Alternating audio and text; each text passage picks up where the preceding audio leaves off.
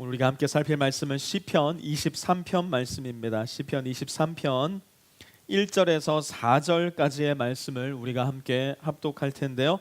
시편 말씀을 찾으셔서 1절에서 4절까지의 말씀 우리 함께 합독하도록 하겠습니다. 찾으신 분들은 자리에서 다 일어나셔서 시편 23편 1절에서 4절까지의 말씀 우리 함께 큰 목소리로 읽도록 하겠습니다. 여호와는 나의 목자시니 내게 부족함이 없으리로다. 그가 나를 푸른 풀밭에 누이시며 쉴만한 물가로 인도하시는도다. 내 영혼을 소생시키시고 자기 이름을 위하여 의의 길로 인도하시는도다. 내가 사망의 음침한 골짜기로 다닐지라도 해를 두려워하지 않을 것은 주께서 나와 함께 하심이라. 주의 지팡이와 막대기가 나를 안위하시나이다. 아멘. 자리에 앉으시고요. 11월 한 달간은 예고했던 대로 시편 말씀을 우리가 함께 읽으면서 시편으로 특별히 기도하는 연습을 함께 하는 달을 만들어 보려고 합니다. 특별히 예배 후에 있을 성경 공부 시간에는 이와 관련해서 조금 더 구체적인 적용과 실습 방법을 좀 나누어 보려고 합니다. 혹시 여러분들 중에 성경을 더 읽고 싶은데 또 성경을 더 깊이 있게 좀 들여다보고 싶은데 그것이 참 어렵다라는 생각을 하시는 분들이 계실 겁니다. 저도 마찬가지입니다. 더 나아가서 기도를 더 하고 싶은데, 기도를 좀 더 깊이 있게 하고 싶은데, 또 기도를 좀 더 오래 해보고 싶은데 그것이 참 어렵게 느껴지시는 분들도 이 자리엔 계실 겁니다. 더 나아가서 말씀과 기도를 통해서 하나님을 조금 더 분명히 알고 싶은데, 하나님을 더 깊이 있게 알고 싶고 더 잘 알고 싶고 또 더 친밀한 관계 가운데로 나아가고 싶은데 도대체 그 하나님이 누구신지를 잘 알지도 못하겠고 잘 알지를 못하니 잘 믿어질 리가 만무하고 잘 믿어지지가 않으니 하나님과의 관계가 참 쉽지 않다라는 느낌 가지시는 분도 이 자리에 분명히 계실 겁니다. 만약 우리가 인간이라면, 저와 여러분이 인간이라면 우리는 분명히 신적인 존재에 대한 감각과 영혼이라는 시간에 대한 센서를 다 가지고 있을 겁니다. 여러분이 강력하게 그 사실을 부인하든 아니면 소극적으로 부인하든 그것과 관계없이 우리 인간은 신이라는 존재에 의해서 만들어진 피조물이기 때문에 우리는 그 신을 강렬하게까지는 아니더라도 어느 정도는 모두가 느끼고 있고, 또 영원이라는 시간을 만들어 놓으셨기 때문에 영원이라는 시간 역시도 강렬하게까지는 아니더라도 있을지도 모르겠다라는 짐작 정도의 생각만이라도 모두가 가지고 있는 것이 사실입니다. 신이 존재하지 않는다라고 단언하는 사람들을 일컬어서 무신론자들이라고 부르는데요. 무신론자들의 세계적인 리더 중에 한 명이 옥스퍼드 대학에 있는 리처드 다킨슨이라는 분입니다. 이분은 무신론자들의 모임에서 이런 말을 했던 적이 있습니다. 한번 들어보시기 바랍니다. 리처드 다킨슨의 말입니다. 나는 신이 존재하지 않음을 확실하게 믿는다. 그러나 죽음 이후에 알 수 없는 무엇인가가 존재할지도 모른다는 생각이 나를 무척이나 짜증스럽게 만든다. 이 말은 사실 계획적으로 원고에 의해서 나온 말은 아니었고요. 어떤 참여자의 질문에 의해서 나온 답변이었는데요. 리처드 다킨스라는 분도 죽음 이후에 있을지도 모를 세계, 지금 이후에 무엇인가가 인간들을 다스릴지도 모른다라는 그러한 생각, 죽음 이후의 세계를 주관하시는 누군가가 있을지도 모른다는 사실을 자기 자신도 느끼고 있다는 것을 인정하는 말을 해버린 꼴이 되어버렸습니다. 무신론자들의 신이라고 불리우는 리처드 다킨스조차도 결국 그의 내면에 하나님께서 심어 놓으신 영혼이라는 시간과 감각의 센서를 무시할 수는 없었던 것 같습니다. 전도서 3장 11절은 이렇게 말씀합니다. 우리 한번 같이 읽어봤으면 좋겠는데요. 같이 읽습니다. 하나님이 모든 것을 지으시되 때를 따라 아름답게 하셨고 또 사람들에게는 영혼을 사모하는 마음을 주셨느니라. 사람들에게는 영혼을 사모하는 마음을 주셨느니라. 이 부분을 영어 성경으로 보니까요, 이렇게 번역되어 있습니다. He has also set eternity in the hearts of man. 인간의 마음의 기본 세팅을 영혼을 느낄 수 있도록, 영혼을 바라볼 수 있도록 하나님께서 인간에게 정해 놓으셨다는 겁니다. 그렇기 때문에 우리가 인간이라면 우리는 누구나 영혼에 대한 감각, 그리고 유한한 우리 인생 너머에 계신 신에 대한 감각을 가지고 있다는 것입니다. 문제는 무엇이냐면 오늘날 우리가 살아가는 이 시대와 세계와 생각을 지배하고 가장 많은 영향력을 끼치고 있는 원동력이 그 신이 아니라 이 세상의 문화라는 것입니다. 유한한 세상의 문화와 생각과 유행이 우리 마음을 가장 깊이 있게 침투하여 영향을 끼치는 원동력이라는 것입니다. 하나님을 믿고 싶은 마음이 누구에게나 있습니다. 믿지 않는 사람들에게 가서 물어보면 하나님을 믿고 싶지 않은 것이 아닙니다. 믿는 자들에게 물어보면 성경을 읽고 싶지 않은 것이 아닙니다. 성경을 읽고 싶은 마음이 있어요. 기도를 하고 싶은 마음도 있어요. 그런데 문제는 뭐냐면 하나님이 잘 믿어지지도 않고 성경이 잘 읽어지지도 않으며 기도가 잘 되지도 않는다는 겁니다. 도대체 왜 우리는 그러한 마음의 원을 가지고 있음에도 불구하고 그러한 것들을 효과적으로 해낼 수 없는 것인가? 우리는 자꾸 질문해 보아야 합니다. 우리는 우리도 모르는 사이에 영원하신 하나님을 헐리우드 버전의 하나님으로 바꾸어 놓아 버렸습니다. 우리는 우리도 모르는 사이에 영원을 향해서 가는 우리의 신앙의 여정을, 그렇기 때문에 어떤 면에 있어서 오랜 시간이 걸리기도 하고 대단히 고통스러울 수도 있는 그 신앙의 여정을 뿐만 아니라 영혼을 향해서 가기 때문에 지루할 수도 있는 그 신앙의 여정을 짧고 순식간에 일어나는 짜릿한 헐리우드식 신앙 여정으로 바꾸어 놓아 버렸습니다. 믿음과 신앙생활을 헐리우드식 멜로 드라마로 바꾸어 생각해 버립니다. 그러다 보니 우리와 하나님의 관계를 헐리우드에 등장하는 연인의 관계로 규정지어 생각할 때가 많이 있습니다. 뿐만 아니라 내가 예수님을 믿기만 하면 헐리우드식 액션 영화처럼 내 인생에 있어서 모든 악한 세력들은 나가 떨어져 죽음을 당하고, 물론 그 중에 어려움도 당하고 고통도 당할 수 있지만 그 어려운 일들은 십자가의 능력으로 단기간에 다 부서지며 아무리 길어도 3시간, 5시간, 1일, 일주일, 한 달 안에는 모든 것들이 해결되어야만 하는 헐리우드 영화 버전의 신앙생활을 생각하는 그리스도인들이 대단히 많아져 버렸다는 것입니다. 뿐만 아니라 우리는 LTE 시대를 살아가는 세대이기 때문에 뭐든지 빨리빨리 진행이 되지 않으면 참아내지를 못합니다. 예수님 믿기 시작했으면 신앙의 성장도 빨라야 됩니다. 내 삶의 변화도 빨라야 되고 내 삶의 문제도 예수님이 빨리 해결해 주셔야만 됩니다. 빠른 시간 안에 신앙으로 인한 성과를 만들어내야 되고 어떠한 사역이든 시작하여서 모든 사람들이 인정할 만한 위치에 올라가야만 내 믿음이 성장했고 성숙했고 내 믿음이 올바르다 생각하는 잘못된 생각 속에, 잘못된 고정관념 속에 우리는 신앙생활을 익숙하게 해오고 있는지도 모릅니다. 우리 믿음의 근원이 되시는 하나님을 우리 한번 잘 생각해 보았으면 좋겠습니다.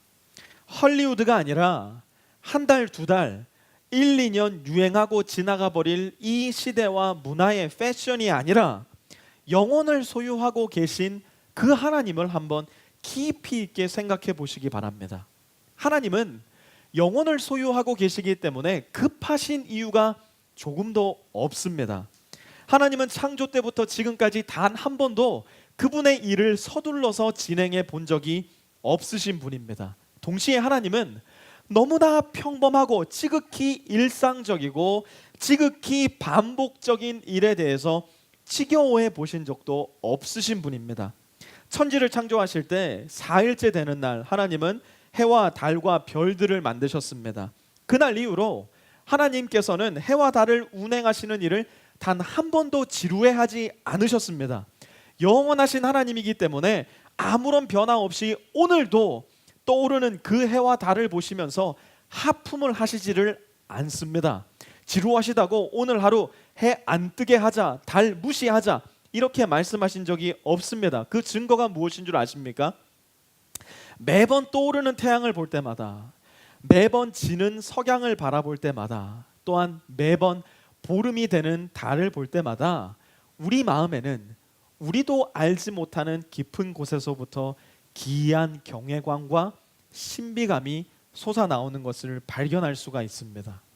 하나님은 창조 때부터 지금까지 한 번도 사계절의 변화를 지겨워하셨던 적도 없으셨습니다. 아이고 이제 좀 지겹다 하시면서 사계절을 6계절로 늘리시거나 빨리빨리 계절 좀 변화하자 해서 가을을 건너뛰고 겨울로 가신 적도 없으셨습니다. 오늘 왠지 다시 텍사스의 여름이 찾아온 느낌인데요. 가을은 반드시 다시 옵니다. 하나님께서 가을을 지겨워하지 않으시기 때문에 가을은 반드시 오는 것입니다.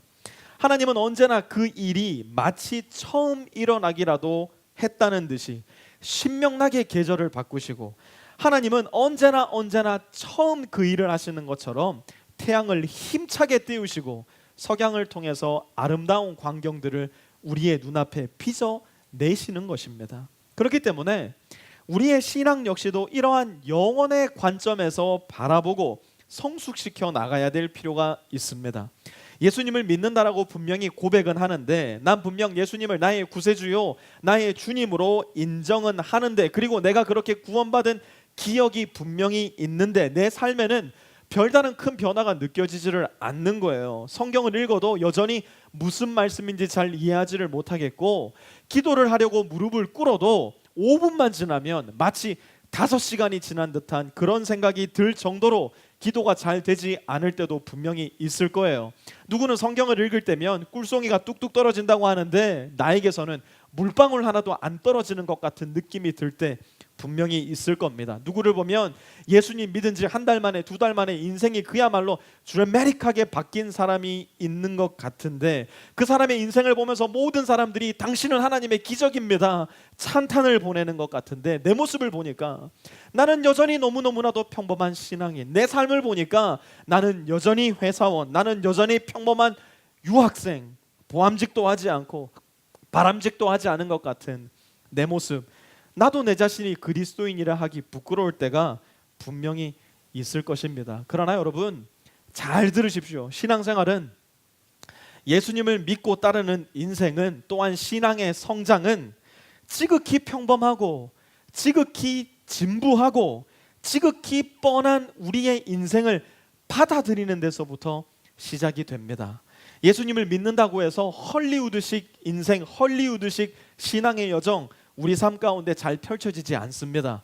예수님을 믿는다고 해서 내 삶의 문제가 빨리빨리 해결되는 LTE식 신앙의 여정, 저와 여러분들의 삶 가운데 일어날 가능성은 대단히 희박합니다. 여전히 우리는 유학생이고, 여전히 우리의 월급은 부족할 것이고, 여전히 우리는 끊임없이 우리 어린 자녀들의 그 무리한 요구를 받아내야 되고, 내일도 우리의 자녀들은 기저귀에 똥을 쌀 것입니다. 여전히 우리는 분노와, 여전히 우리는 미움과, 여전히 우리는 정욕과 원수 맺음과 끝없는 삶의 문제에 휩싸인 채 그 문제를 그대로 끌어안고 우리의 삶을 지극히 평범하고 지극히 진부하고 지극히 비루하게 살아가야 될 것입니다.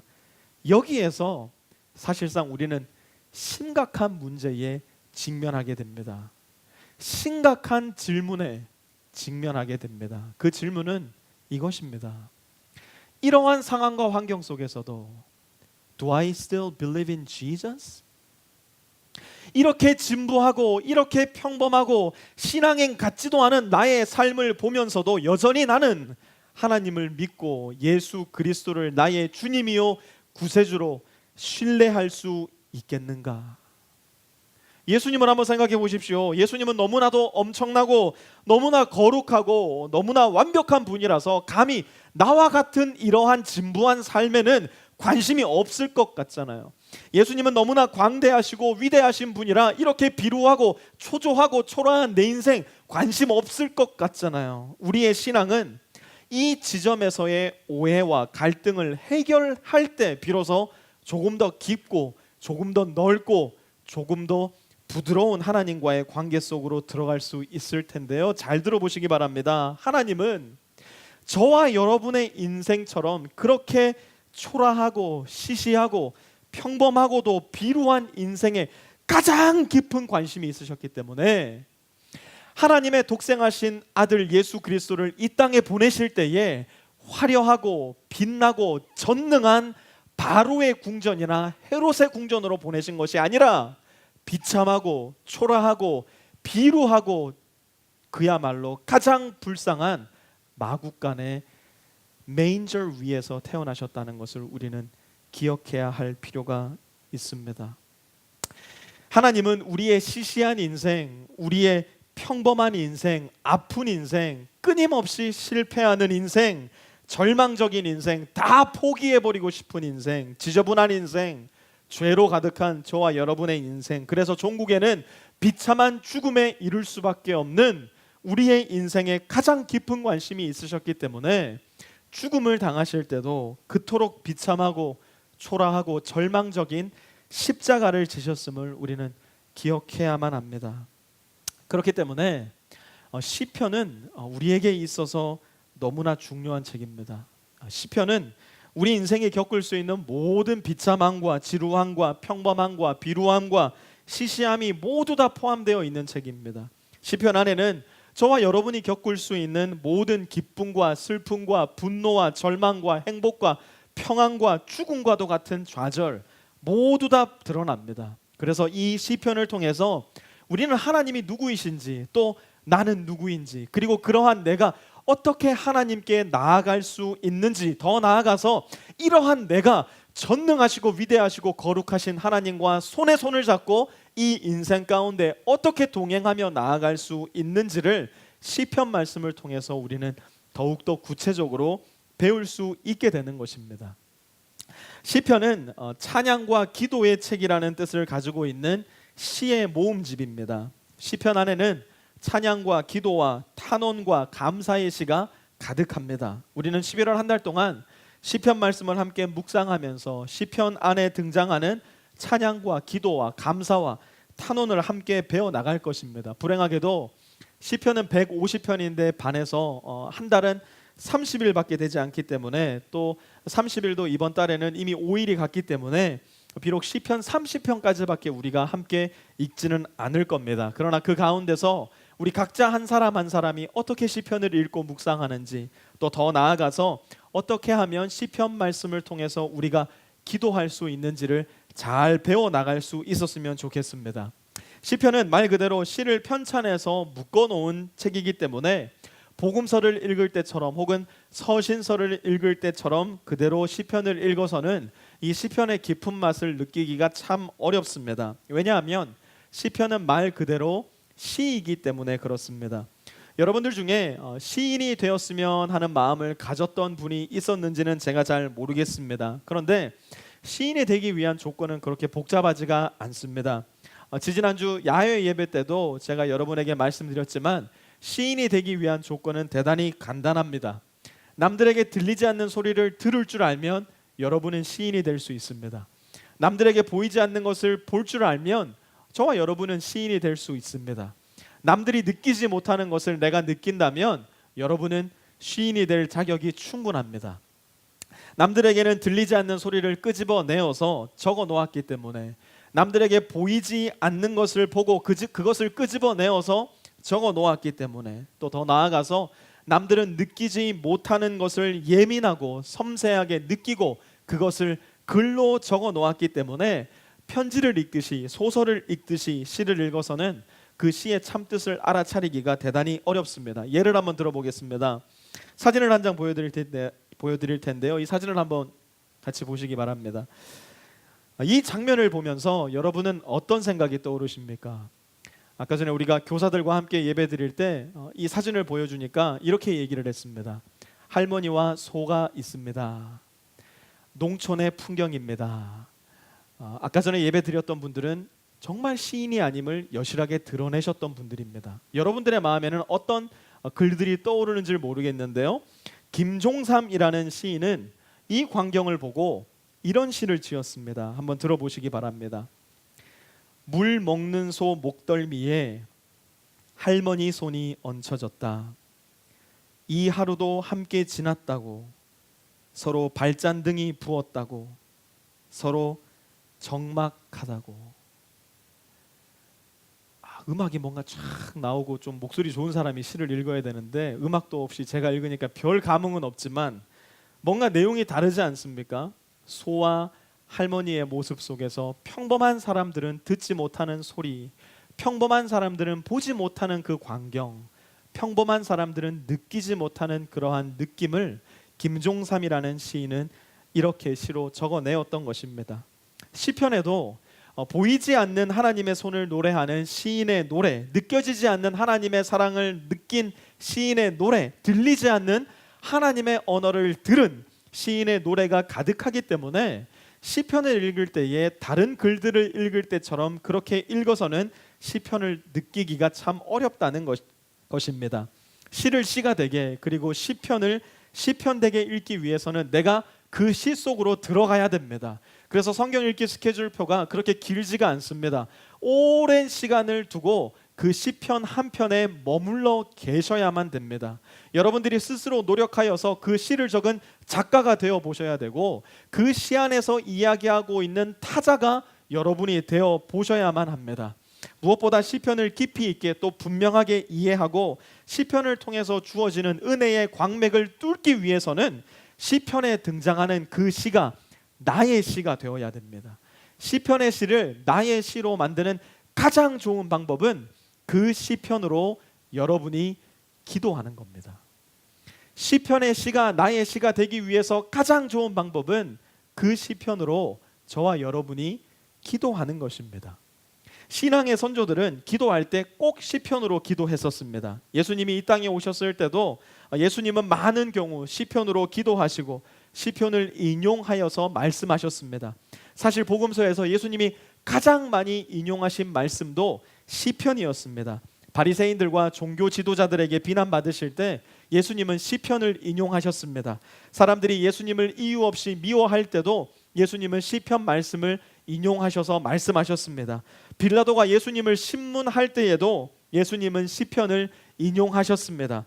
예수님이 하나님 되심을 분명하게 선포하시기 위해서 예수님은 시편을 인용하셨고, 심지어 십자가 위에 못 박혀 돌아가시면서도 예수님이 인용하신 말씀은 시편 말씀이었습니다. 만약 말씀의 근원 되신 예수님께서도 이렇게도 많이, 그리고 자주 시편을 이 땅에 계신 동안 인용하고 사용하셨다면 얼마나 더 많이, 또 얼마나 더 자주 그 시편을 인용하고 암송하고 그 시편으로 저와 여러분이 기도해야 할지는 굳이 많은 말을 하지 않더라도 여러분들도 잘 아시리라 생각을 합니다. 우리는 기도를 참 어려워합니다. 기도가 어렵다는 이야기 참 많이 들었습니다. 기도가 어려운 이유는 크게 두 가지입니다. 첫 번째는 기도하지 않기 때문에 기도가 어렵습니다. 기도하지 않으면 기도는 늘 어렵습니다. 기도하지 않고서는 기도가 익숙해지지 않고 기도가 풍요로워지지도 않으며 자연스러워지지도 않습니다. 두 번째, 기도가 어려운 이유는 기도를 잘못해서 그렇습니다. 말씀 듣다가, 말씀 읽다가 예수님의 아름다움을 말씀 가운데서 발견하고 나를 위해 죽으심과 부활하심으로 예수님을 내 마음 가운데 영접하기는 했어요. 그래서 이제는 예수님의 이름으로 기도할 권세가 저와 여러분에게 생겼어요. 그런데 교회에서 다른 사람들 기도하는 거 보니까 이렇게 저렇게 기도하면 되는 것 같아요. 그래서 종교적인 기도의 실력은 분명히 늘었어요. 이제는 조금 길게도 기도할 수 있게 됐어요. 이제는 조금 큰 목소리로도 기도할 수 있게 되었어요. 그런데 기도의 내용이 하나님을 향해서 가지 않고 다 땅바닥을 향해서 가는 경우가 대단히 많습니다.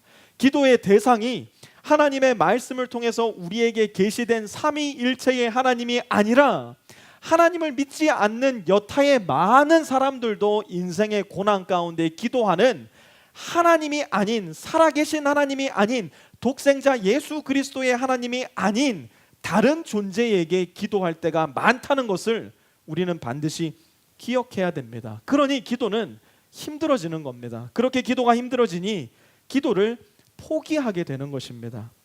시편은 우리의 기도가 가지고 있는 이러한 한계를 뛰어넘을 수 있도록, 우리의 기도가 가지고 있는 이러한 실수를 만회할 수 있도록 우리를 올바른 기도의 자리로, 또한 올바른 기도의 내용으로, 그리고 가장 중요하게는 올바른 기도의 대상으로 우리를 안내해 줍니다. 우리가 시편으로 기도하고 시편으로 묵상하고 시편을 우리 삶 가운데 가져다 놓을 때 우리는 하나님과의 더 깊은 만남과 동행함을 경험할 수 있게 될 것이고, 우리의 기도는 하나님께 올라가는 기도, 하나님께서 들으시기를 원하시는 기도, 올바른 자리와 올바른 내용과 올바른 대상을 찾는 기도가 될 것입니다. 지금부터 구체적으로 어떻게 시편을 읽고 어떻게 시편을 묵상하고 시편으로 기도할 수 있을까 좀 간략하게 살피도록 하겠습니다. 지금부터 나누는 내용은 사실은 오늘부터 다시 기도라는 이 얇은 책에 있는 내용을 많이 도움받아서 여러분에게 말씀드리는 것입니다. 굉장히 얇은 책인데요, 관심 있으신 분들은 한번 구해서 읽어보시면 기도에 대한 많은 도움이 있으리라 생각을 합니다. 시편으로 어떻게 기도를 할 수 있을까? 시편을 어떻게 읽을까? 시편에서 가장 유명한 시 한 편을 선택해서 우리가 오늘 말씀 함께 나누게 됐는데요, 시편 23편을 다시 한번 돌아가서 살펴보도록 하겠습니다. 시편 23편의 말씀을 다시 한번 보도록 하겠습니다. 23편 1절은 이렇게 말씀합니다. 같이 읽습니다. 시작. 여호와는 나의 목자시니 내게 부족함이 없으리로다. 말씀드렸듯이 시편은 시입니다. 그렇기 때문에 1절 말씀 가운데 머물러 계셔야 됩니다. 시편은 편지가 아닙니다. 시편은 내러티브도 아닙니다. 시입니다. 그렇기 때문에 1절 말씀 가운데에 머물러 계셔야 됩니다. 여기에 머물러서 시편 23편을 기록한 시인이 여러분이 되어 보셔야 됩니다. 그리고 하나님의 목자 되심, 그리고 그로 인한 내 삶의 감사를, 변화를, 찬양을 여러분의 언어로 새롭게 표현해 보는 겁니다. 시편 23편 1절의 저자가 여러분이 되어 보는 겁니다. 예를 들자면 이런 식입니다. 시편 23편 1절을 읽고 이렇게 기도하는 겁니다.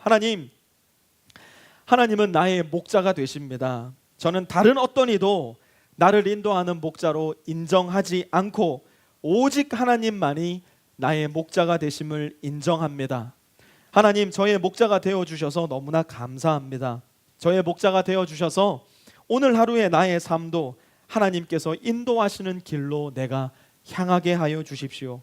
오늘 내가 만나게 되는 사람들과의 만남 속에서도 하나님의 목자 되심, 인도하심을 기다립니다.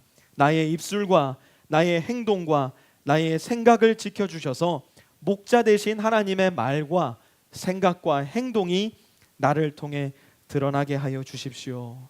이렇게 한 절 말씀만 가지고도 우리가 시편으로 기도한다면 우리의 기도는 올바른 자리와 올바른 내용과 올바른 대상을 가지게 됨으로써 풍성해질 뿐만 아니라 하나님께서 즐겁고 기쁘시게 받으실 만한 기도라는 확신을 가지고 기도함으로 우리의 기도가 더욱더 풍성해지게 될 것입니다. 더 나아가서 이렇게 시편을 묵상하는 중에 누군가가 생각이 난 거예요. 나의 기도가 필요한 누군가가 떠오른 거예요. 그러면 그 사람을 위해서 기도하는 겁니다. 1절 말씀을 가지고 그 사람을 위해서 기도하는 거예요. 하나님, 누구누구 형제가 오늘 아주 중요한 시험이 있다고 합니다. 하나님께서 이 형제의 목자 되어 주셔서 시험 건강하고 성실하고 정직하게 또한 능력 있게 잘 치르고 돌아올 수 있게 도와주십시오. 하나님, 오늘 누구누구 자매는 육아 속에서 극심한 피로와 우울한 감정을 겪고 있다고 합니다. 그 자매의 목자가 되어 주셔서 힘든 육아 가운데서도 부족함 없이 채워주시는 우리의 목자 되신 하나님 경험하게 해주십시오.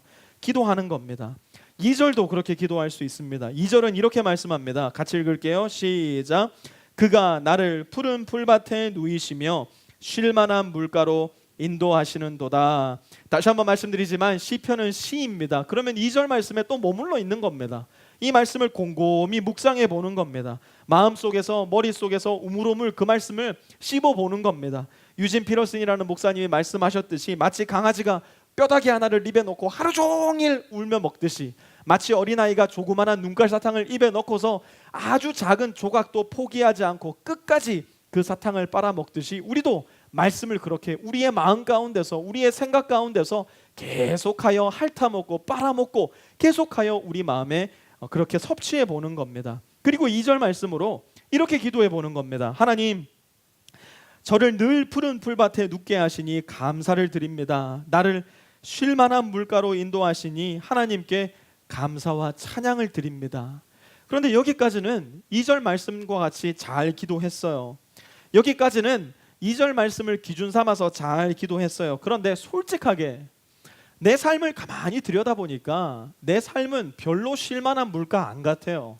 내 삶은 별로 푸른 초장 안 같아요. 그러면 이때는 내 마음의 감정과 내 마음의 그런 쓰라린 고통은 다 숨기고 종교적으로 정제되고 종교적으로 완벽한 이러한 기도문을 올려드리는 것이 하나님께서 기뻐하시는 것인가? 전혀 그렇지 않습니다.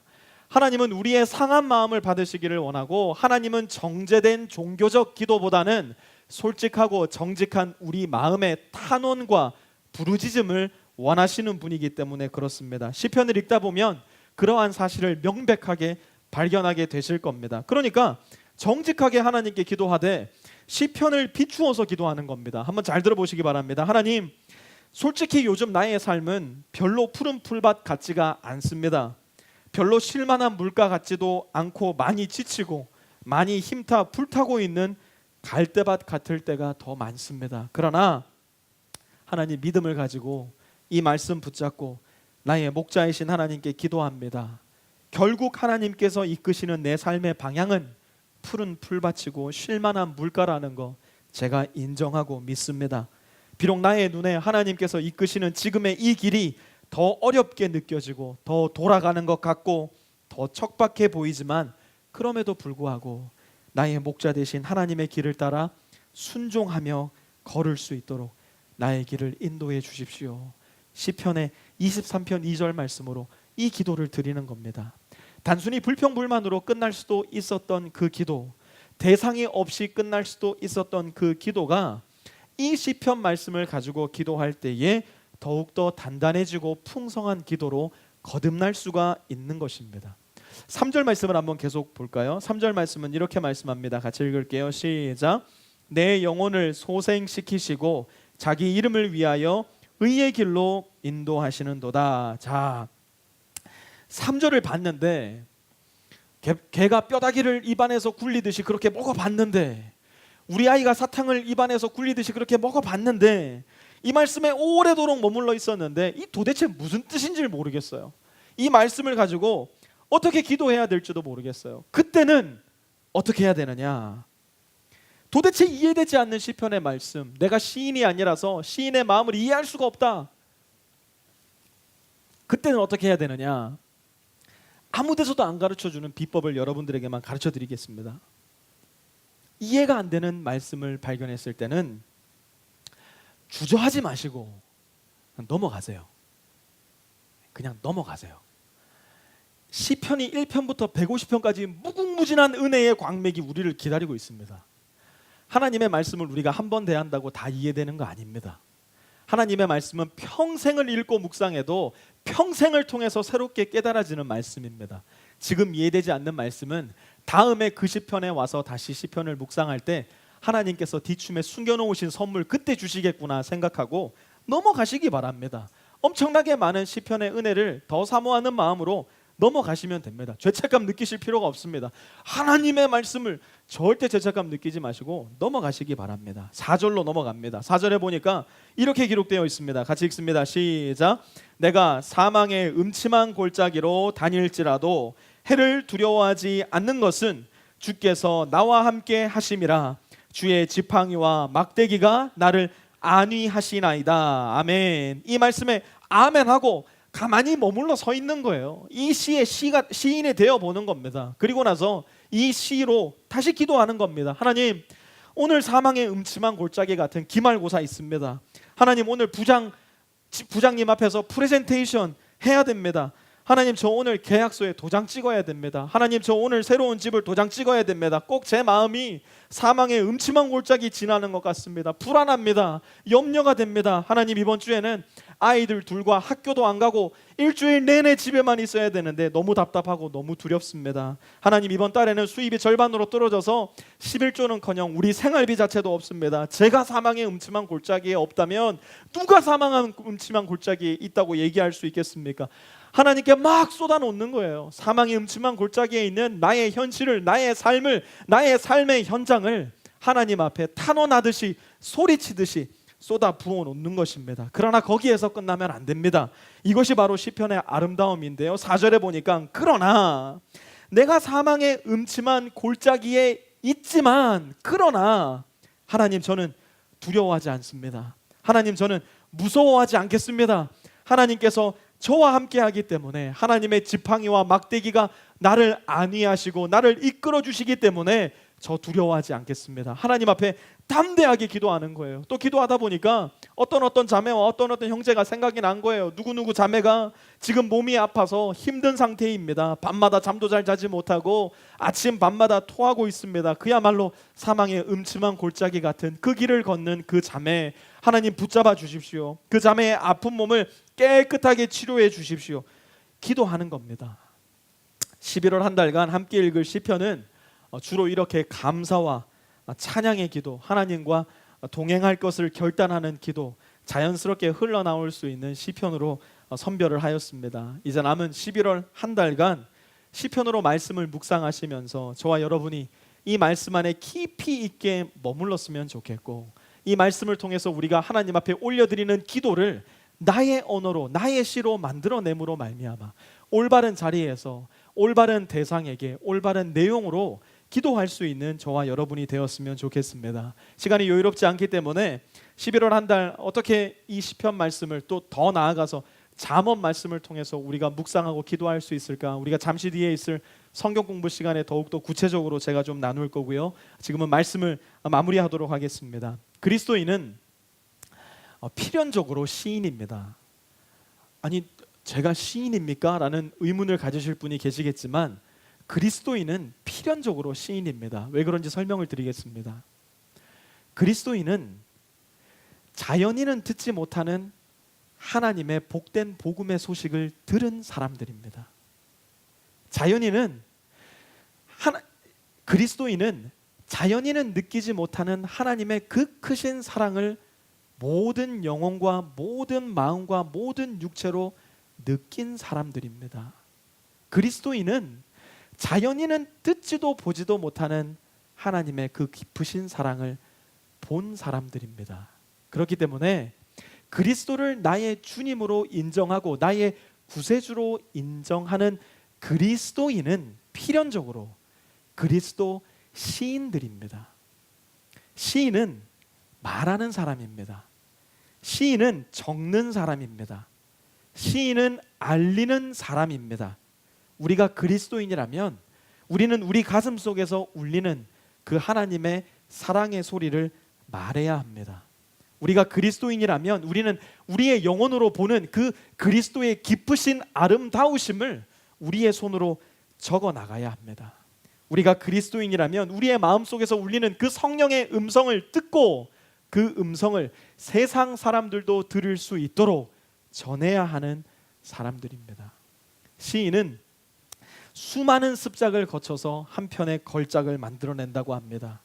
그리스도인들도 마찬가지입니다. 오랜 시간을 거쳐서 내 인생의 수많은 실수와 넘어짐과 죄악의 유혹을 거쳐서 우리의 삶으로 써내려가는 우리 신앙의 시를 계속해서 써내려 가야만 합니다. 우리는 전문 시인처럼 빵모자를 쓰고 이 목에 두르는 걸 뭐라 그러죠? 목도리 말고 스카프를 두르고 멋진 만년필을 들고 다니면서 시를 쓰는 사람들은 아닙니다. 그 대신 우리는 예수님이 우리에게 말씀하신 십자가를 짊어지고 예수님이 우리에게 부탁하신 그 사랑의 짐을 우리 삶 가운데 짊어지고 우리의 삶으로 써내려가는 믿음과 인내와 충성의 시를 계속해서 써내려 가야 되는 사람들입니다. 11월 한 달 저와 여러분들을 통해서 써질 하나님을 향한 시들을 통해서 하나님께서 많은 영광을 받으시기를 바랍니다. 11월 한 달 그동안 저와 여러분이 잊고 있었을지도 모르는 우리의 정체성, 그리스도 시인으로서의 정체성을 되찾아서 우리의 영적인 감각을 더욱더 날카롭게 갈고 닦을 수 있는, 그래서 하나님을 더욱더 깊이 있게 알고 하나님과 더욱더 깊이 있는 동행함을 누릴 수 있는 가을의 길목, 또 겨울로 가는 이 좋은 계절 되시기를 우리 주 예수 그리스도의 이름으로 축원합니다. 우리 시간 함께 기도할 텐데요, 이 시간 기도할 때는 하나님, 나의 마음에 오랫동안 느끼지 못하고 있었던, 나의 귀에 오랫동안 듣지 못하고 있었던, 나의 눈에 오랫동안 보이지 않고 있었던 하나님의 아름다우심과 예수 그리스도의 그 구속의 능력과 성령의 음성 들을 수 있는 11월 한 달 되게 하여 주옵소서. 11월 한 달 동안 시편을 묵상하고 시편으로 기도하는 동안 내 아내와 남편을 위해서 더욱더 기도하게 하여 주시고, 내 가족을 위해서, 또한 우리 교회의 믿음의 지체들을 위하여서, 내 직장의 학교의 친구들과 동료들과 선후배들을 위해서 시편으로 올바른 내용과 올바른 자리에서 올바른 대상을 통하여 기도할 수 있는 제가 되게 도와주옵소서. 우리 시간 함께 기도하도록 하겠습니다.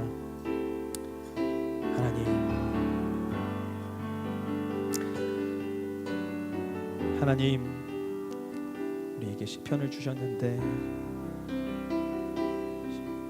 평안 노래로 우리가 서로 화답하며 기도하며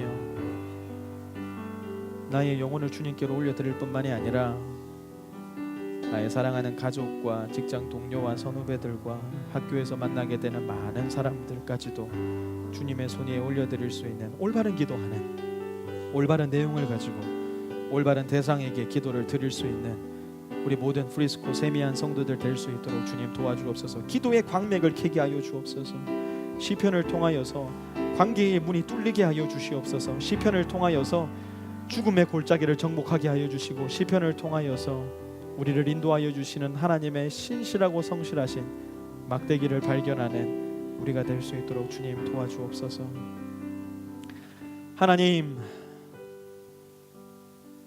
하나님의 보호하심이 없으셨다면 이 귀한 시편의 150편의 시들은 오늘 우리 손 위에 있지 않았을 것입니다. 그러나 하나님은 우리를 너무나도 사랑하시고 21세기를 살아갈 우리에게도 여전히 하나님의 진리의 말씀 대신 섬세한 시인들의 시인 시편이 필요함을 분명하게 아셨기에 그 모든 어려움 속에서도 이 시편을 보존하셔서 우리에게 주셨습니다. 하나님께 이 시편 말씀을 통하여 감사와 찬양을 드립니다. 하나님, 이제 이 시편을 통하여 우리의 기도의 광맥이 뚫리기를 원하고, 이 시편을 통하여 하나님과의 관계에 막힌 담이 뚫리기를 원하며, 이 시편으로 내 마음 가운데 떠올리게 하시는 사람들을 위해서 기도할 때마다 그 사람과의 관계가 더욱더 넓게 열리기를 원하며, 우리 인생의 문제와 고난과 질고와 죽음과도 같은 질병 속에서도 하나님을 의지하는 방법과 하나님을 목자로 삼는 방법과 죽음의 골짜기 같은 그 상황 가운데서도 믿음 잃지 않고 주님 의지하며 승리의 길로 나아가는 믿음의 여정, 우리가 담대하게 나아갈 수 있는 그러한 능력과 믿음을 가질 수 있는 우리 모든 프리스코 세미한 성도들 다 될 수 있도록 주님께서 인도하여 주옵소서. 하나님, 우리는 그리스도 시인들입니다. 듣지 못하는 하나님의 말씀을 들을 수 있는 귀를 허락하여 주셔서 감사를 드립니다. 그 말씀에 더욱더 귀 기울이게 하여 주옵소서.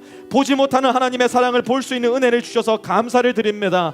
그 사랑을 더욱더 사모하며 바라볼 수 있는 마음 우리 가운데 허락하여 주시옵소서. 느끼지 못하는 성령의 임재를 우리 가운데 허락해 주셔서 감사를 드립니다. 그러나 거기에서 만족하시는 것이 아니라 하나님의 말씀과 기도와 하나님과의 교제를 통하여 성령의 충만함으로 나아가기를 갈구하며 갈망하는 우리 모든 성도들 다 될 수 있도록 도와주시고, 시편 말씀을 통하여 그 역사가 일어나는 놀라운 일들 우리가 경험할 수 있도록 주님 인도하여 주시옵소서.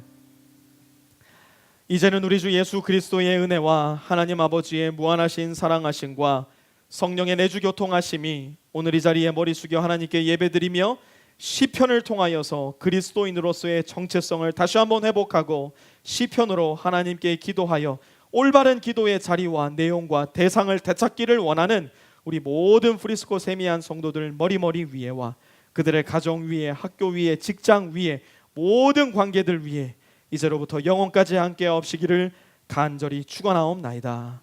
아멘.